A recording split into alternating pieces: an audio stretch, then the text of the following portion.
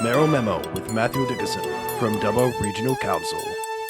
I heard from your podcast that the NRL is not going to be returning in Dubbo for 2023.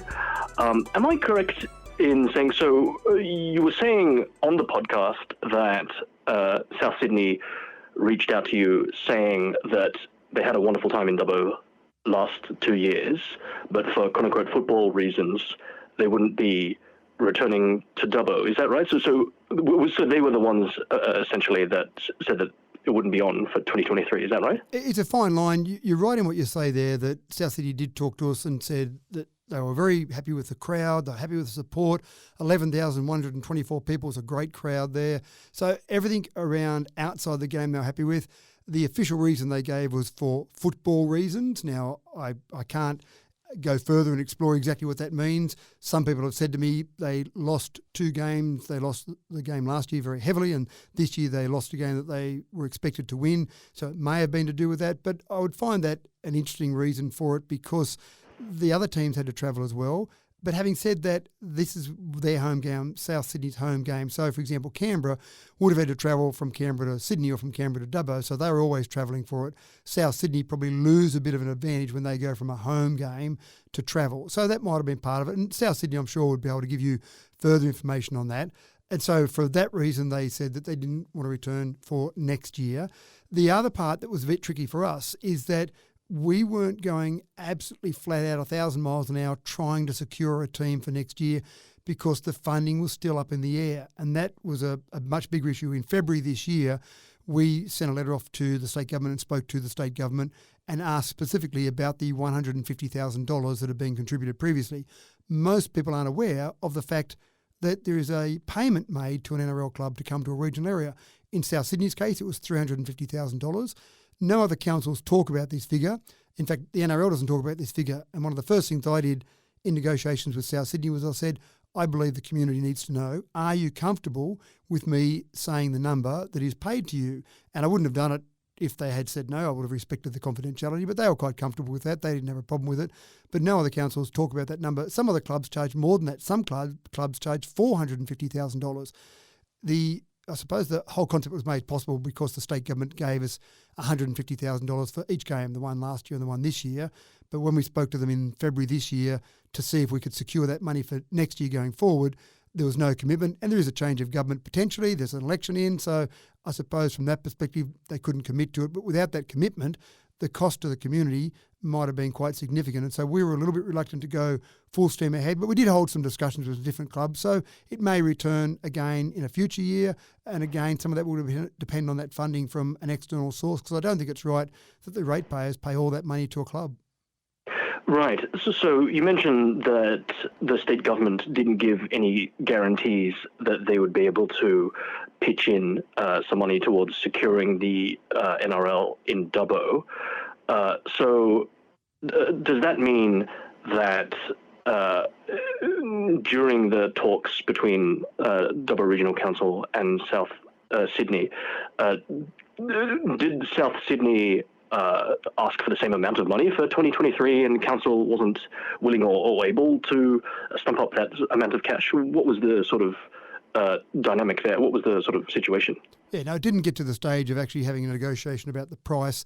It was expected that South Sydney would still charge their standard rate, and that's what they would have done. And from a council perspective, we would have had to have made the commitment to pay $350,000 and either look to other sponsorship, other ways to raise that money, or hope that the state government came through with that money. So it was hard for us to absolutely fully commit, knowing that it might be a significant cost to the community. At least with the previous 2 years, we knew we had that $150,000 to offset some of that $350,000. But no, it didn't get to the discussion stage of negotiation about price. It was just some initial discussions, and in the end, South Sydney came back and said, due to football operations, due to football reasons, they didn't want to come out in 2023. But again, it doesn't rule out them or another club coming out in future years. And one of the things that's significant is that the NRL next year, for a period of a couple of months in the middle of the year, will not have access to all of their grounds because the Female Soccer World Cup will be held across in Australia, which is fantastic, but that will use some of those grounds that the NRL would normally use. So we wrote to the NRL many months ago and said, you'll have a lack of games or a lack of grounds next year. We will offer our ground up to you to help you out in that situation with not enough grounds. And we got a letter back from the NRL, which was a very polite letter to say thank you for our interest, but we've heard nothing more from that. But that is a possibility still, an outside possibility. But I still think there's a chance, for example, for an NRL women's match to be held out here, or rugby union have been talking to us, maybe some significant rugby union match may be held out here. So we are recognised as having a fantastic football ground. It's just for those codes to see how they can fit it into their schedule. Sure. So if I understand you correctly, so there were reasons on both sides, is that right? So obviously from the South Sydney's point of view, they say that they have quote-unquote football-based reasons, and from council's point of view, they'd lost that sort of the guarantee of the state government support, and they would have had to pay the whole $350,000. So on both sides, is it fair to say that it was a sort of a mutual sort of agreement that 2023 just wouldn't work? Is that a fair characterisation? No, I think it was driven by South Sydney. We had some initial discussions to say we're interested in next year, and in the background, if South Sydney came back and said, yes, we're keen to be out there and we're going to charge our $350 as per normal, we would have had a fairly short period of time to make a decision, a council decision, to decide whether to go ahead or not. And I think part of that would have been based on how we were going to offset some of those costs to the community. So we would have very quickly had some expressions of interest out for some sponsorship, or had some discussions, or even some further state government discussion. So we didn't say no. We certainly were open to South Sydney coming back, but we knew in the background we'd have to have some way of making sure the community wasn't going to pay for that. Now, keep in mind that we get to sell tickets, so there are some offset of those costs. But this year's game, for example, great crowd, as I said before, 11,124. Even with that crowd in there and the $150,000 from the state government, we still lost $67,000 on the game. Now, you can do some pretty simple maths there. If we didn't have the $150,000, then we would have lost $217,000 on the game, all things being equal. So that's a fairly significant cost when the majority of ratepayers are telling me at the moment, fix the potholes. Whatever you can do, get every cent you can and pour it into pothole fixes. So again, that would have been a tough decision for council. If South Sydney had have come back and said yes, we would have had to say whether we want to go ahead or not, keeping in mind that we would have probably had to come up with some money that would have had to have been diverted from elsewhere in council.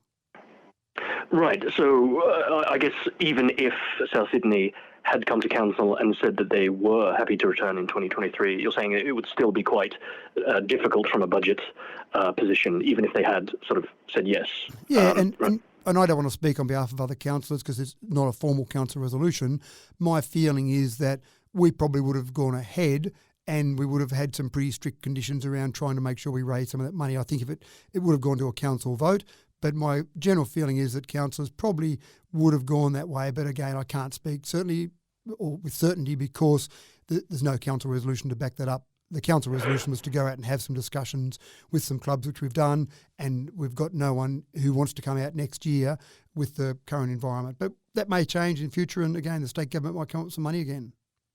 And what was the timeline on this? When did South Sydney reach out to council and say that, I'm afraid that we're not going to be coming back in 2023? When did you was that by email? When did you hear that? Yeah, the last one that I heard, I'd have to check the date, sorry, but a couple of weeks ago would be my approximation that I received an email to say, here's our decision, but I'd have to check that exact date. I do apologise, I don't have that in front of me. But recently, and certainly we were still having some discussions with other clubs, and so the discussions were ongoing with various clubs. So I suppose it really wasn't known for sure that we had no avenue there probably until maybe the last week or two. And again, I'd still been talking to our local member to see whether the state government was going to cough up some money. And so those discussions were still ongoing within the last couple of weeks. So it's all really just been finalised over the last couple of weeks. Yeah, absolutely. Excellent. I think I've got everything I need right there. Well, thank you very much for that, Matthew. It's greatly appreciated. My pleasure.